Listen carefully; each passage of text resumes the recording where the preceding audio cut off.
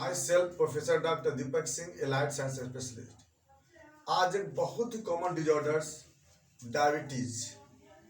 Diabetes इसका पूरा नाम है डायबिटीज मेलाइटस। ऐसे डायबिटीज का कॉमन बोलते हैं लोग मधुमेह बीमारी बोलते हैं, चीनी का बीमारी बोलते हैं। ऐसे मेडिकली में डायबिटीज दो तरह का होता है, डायबिटीज मेलाइटस और डायबिटीज इंसिपिडस होता है। मेलाइटस और इंसिपिडस में कुछ अंतर है। जैसे डायबिटीज मेलाइटस में भी यूरिन ज़्यादा बनता है और इंसिपिडस में भी बनता है। मेलाइटस में ब्लड में शुगर का लेवल ज़्यादा मिलता है और इंसिपिडस में नॉर्मल रहता है। मेलाइटस में यूरिन से ग्लूकोज पास करता है और इंसिपिडस में पास नहीं करता है। और मेलाइटस इंसुलिन के डिस्टर्बेंस से होता है, जो इंसिपिडस एडीएच के डिस्टर्बेंस से होता है। यह तो एक नॉर्मल बात है, बाकी हम लोग फिर डिटेल और बात करेंगे। लेकिन नॉर्मल जो डायबिटीज जो बोलते हैं ना, डायबिटीज ये कॉमन में डायबिटीज का मतलब ही होता है चीनी का बीमारी। अब ये चीनी का बीमारी क्या है, चीनी का मतलब क्या होता है, शुगर का मतलब क्या हुआ। देखिए, हमारे बॉडी में कार्बोहाइड्रेट 4 वेराइटीज के होते हैं, जिसमें सबसे नंबर 1 जो होता है ग्लूकोज। ग्लूकोज सबसे ज्यादा यही होता है। और इसके बाद होता है गैलेक्टोज, बहुत ट्रांजिएंट फॉर्म में होती है, बहुत ट्रांजिएंट फॉर्म में होती है गैलेक्टोज एंड फ्रुक्टोज। ये दो बहुत फ्यू अमाउंट में होती है। और तीसरे नंबर पे होता है पेंटोज और चौथे नंबर पे होता है ग्लाइकोजेन।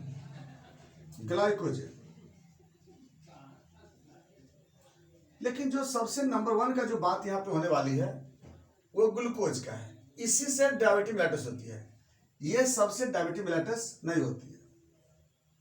तो अब बात करते हैं ग्लूकोज के बारे में। ग्लूकोज क्या है? ग्लूकोज एक मोनोसेकेराइड है, ये कार्बोहाइड्रेट का वेराइटीज होता है। ये ग्लूकोज का हमारे बॉडी में फंक्शन है। क्या फंक्शन है?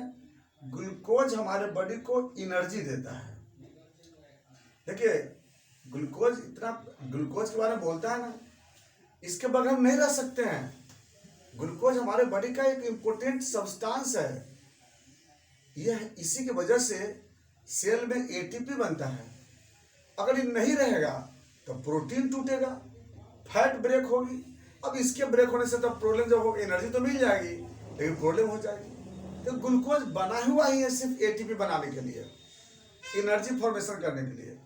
यही ग्लूकोज का लेवल जब ज़्यादा हो जाता है तो नॉर्मल कितना होता है? नॉर्मल जो होता है ग्लूकोज का लेवल, अगर हम ऐसे बात करें आम में, तो ब्लड शुगर फास्टिंग है ना, ब्लड शुगर फास्टिंग 70 से लेकर 110 मिलीग्राम पर डीएल होता है। ब्लड शुगर फास्टिंग का नॉर्मल रेंज 70 से 110 mg पर डीएल। और यही अगर खाना खा लिया हो, जिसको बोलते हैं blood sugar PP, post prandial fasting किसको बोलते हैं? 3 दिन नॉर्मल डाइट रह के 8 घंटा empty stomach physical mental rest में रह करके और तब जो ब्लड का जांच लेते हैं उसको बोलते हैं ब्लड शुगर फास्टिंग। अब पीपी बोलते हैं किसको? 3 दिन नॉर्मल डाइट रह के 8 घंटा एम्प्टी स्टमक के बाद उसमें 70 ग्राम ग्लूकोज पिलाते हैं या एक लंच के जैसा खाना खिलाते हैं। उसके 2 घंटा के बाद की कंडीशन को बोलते हैं पोस्ट पेरेंडियल। पोस्ट पेरेंडियल का वैल्यू कितना होता है? 90 से लेकर 130 mg पर डीएल। अब एक ब्लड शुगर रेंडम भी होता है, लेकिन इसका कोई बहुत ज्यादा वैल्यू मतलब नहीं रहता है। रेंज कहां से कहां पहुंचेगा? 70 से लेकर के 140 mg/dl। तो इसमें ब्लड शुगर फास्टिंग और पीपी का ज्यादा इंपोर्टेंस दिया गया है। तो ब्लड शुगर फास्टिंग के बारे में बोला जाता है कि अगर रेगुलर जांच कराते हैं 3 सप्ताह तक, और तीनों सप्ताह में वैल्यू अगर 125 मिलीग्राम से ज्यादा मिलता है, ऐसे 110 है ना, 125 मिलीग्राम से अगर ज्यादा मिलता है तीनों वैल्यू, तब इसको बोलते हैं डायबिटीज मेलाइटस। या ब्लड शुगर पीपी का वैल्यू 3 सप्ताह तक जांच कराते हैं और तीनों सप्ताह में 145 मिलीग्राम से ऊपर होता है, 145 mg/dl, तब उस कंडीशन को बोलते हैं हम लोग डायबिटीज मेलाइटस। तो इतना समझ में आ गया कि ब्लड शुगर जांच का उसका लेवल के बाद ही हम लोग डायबिटीज मेलाइटस बोल सकते हैं। तो डायबिटीज मेलाइटस का डिफिनेशन क्या कहता है, आप सुनिए बड़ी गौर से, कि जब किसी कारणवश ग्लूकोज का लेवल, ये कितना में है, 100 मिलीग्राम का वैल्यू है ये, तो ग्लूकोज का लेवल बॉडी में अगर इस लेवल से ज्यादा हो जाता है, लेवल का मतलब बता दिया ना कि फास्टिंग में 110 तो ऑप्टिमम होती है, लेकिन हम लोग बोलते हैं क्या ना 125 तक लेके जाते हैं हम लोग। तो नॉर्मल से जब ब्लड शुगर का वैल्यू ज्यादा हो जाता है तो उस कंडीशन में बॉडी में हाइपरग्लाइसेमिया हो जाता है। क्या बोलते हैं उसको, हाइपरग्लाइसेमिया। हाइपरग्लाइसेमिया का मतलब excess amount of glucose in blood. तो हाइपरग्लाइसेमिया होने से क्या होता है, यूरिन का फॉर्मेशन ज्यादा होता है और प्लस यूरिन से शुगर भी पास करने लगता है, ग्लूकोज पास करने लगता है। तो इसी को कहते हैं क्या, पोलीयूरिया विथ ग्लाइकोसूरिया। तो पोलीयूरिया विथ ग्लाइकोसूरिया, पोलीयूरिया को क्या कहते हैं, डायबिटीज, और ग्लाइकोसूरिया को बोलते हैं मेलाइटस, है ना। तो पोलीयूरिया मीन्स डायबिटीज और glycosuria means mellitus, sweetest urine. Mellitus का मतलब स्वीटेस्ट यूरिन, इसी को बोलते हैं डायबिटीज मेलाइटस।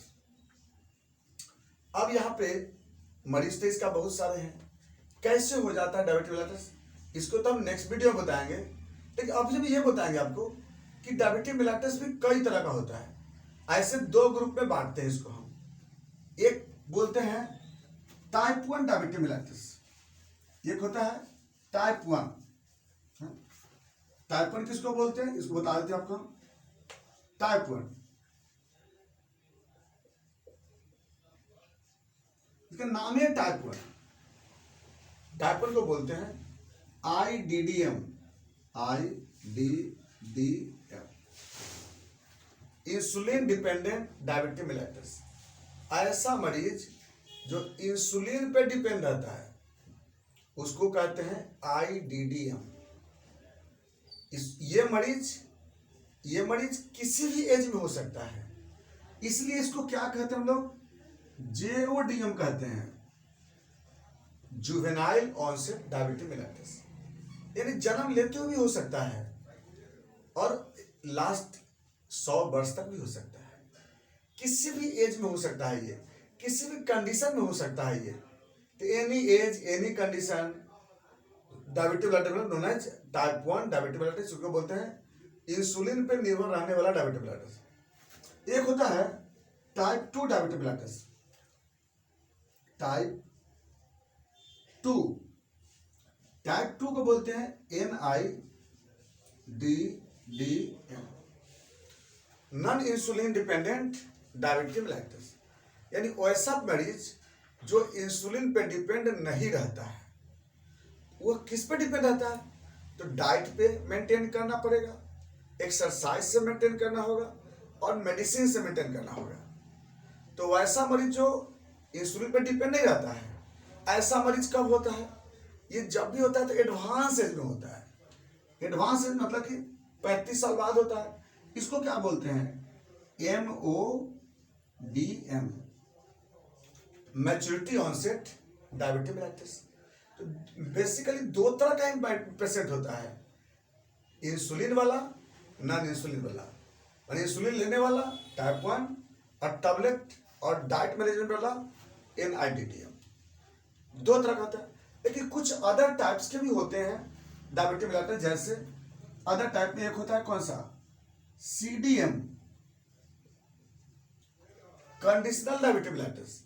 कुछ कंडीशन ऐसा होता है, कंडीशन का मतलब चोट लग जाने से, इंजुरी हुआ, बर्न है, पॉइजनिंग है, या फिर कॉर्टिसोल ड्रग्स है। क्यों इसमें होता है, क्यों बोले कंडीशनल, कि इसमें ग्लूकोकॉर्टिकॉइड ज्यादा बनता है। अब ग्लूकोकॉर्टिकॉइड बनने से क्या होता है कि कॉर्टिसोल ज्यादा बना, और कॉर्टिसोल ज्यादा बनने से क्या होता है कि ग्लूकोज का फॉर्मेशन ज्यादा बढ़ जाता है, ग्लूकोनियोजेनेसिस हो जाती है। तो उसको क्या बोलेंगे हम लोग, कंडीशनल डायबिटीज मेलाइटिस। कुछ कंडीशन से हुआ है ना। और एक होता है आपको क्या इसमें, सीडीएम के बाद एक होता है जीडीएम, जेस्टेशनल डायबिटीज मेलाइटिस, यानी प्रेगनेंसी के दरमियान किसी फीमेल में प्रेगनेंसी के दरमियान शुगर का लेवल बढ़ जाता है, तो उसको बोलते हैं जेस्टेशनल डायबिटीज मेलाइटिस।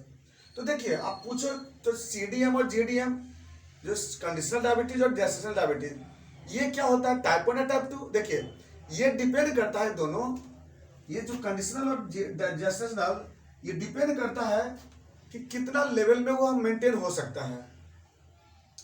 जरूरत पड़ता है तो टैबलेट से मेंटेन करते हैं, और नहीं तो जरूरत पड़ता है तो इंसुलिन भी देना पड़ता है।